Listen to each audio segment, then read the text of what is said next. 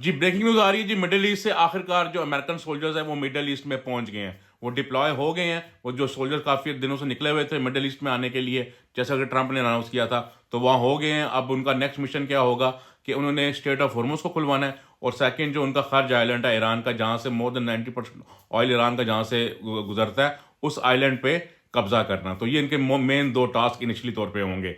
तो अब ईरान ने उसको क्या है कि हम तो इस दिन का वेट कर रहे थे कि अब कब बूट्स ऑन द ग्राउंड करते हैं, कब हमें अब इन्वेड करते हैं। अब हम आए तो अब यहाँ से जो जंग है बढ़ने के लिए जा रही है। अगर अमेरिका कामयाब हो जाता है स्ट्रेट ऑफ हॉर्मुज़ खुलवाने में और जो उनका आइलैंड है जो खर्ज आइलैंड है उस पे काबू पा लेता है, उसको इन्वेड करके वहाँ पे जीत जाता है, तो वो फिर ईरान के लिए बहुत बड़ा ड्रॉबैक होगा। लेकिन ईरान ने कहा कि हम इसी दिन का वेट कर रहे थे।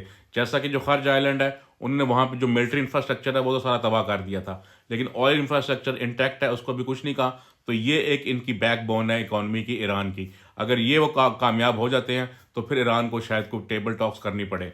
लेकिन अब देखते हैं कि ये जंग किस तरफ जाती है, क्योंकि वहाँ से यमन भी हिस्सा ले रहा है, लेबनान भी हिस्सा ले रहा है और यहाँ से ईरान भी वो कर रहा है। तो अब ये जो काफ़ी मुल्क इन्वॉल्व हो गए हैं, अब लेट्स सी कि ईरान के आगे स्ट्रैटेजी क्या होती है और वो किस तरीके से हमले करता है। जिस तरीके से वो हमले कर रहा है इसी तरीके से अगर करता रहा तो ज़्यादा देर फिर वो सस्टेन नहीं कर सकते।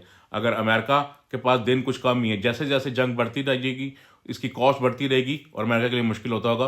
और ईरान का मकसद ये है कि इस जंग को लॉन्ग खींचे। तो लेट्स सी, ये लेटेस्ट अपडेट थी।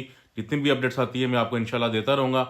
आपसे बस एक रिक्वेस्ट है कि फॉलो कर लिया करें, शेयर किया करें और क्या कहते हैं कमेंट किया करें। शुक्रिया।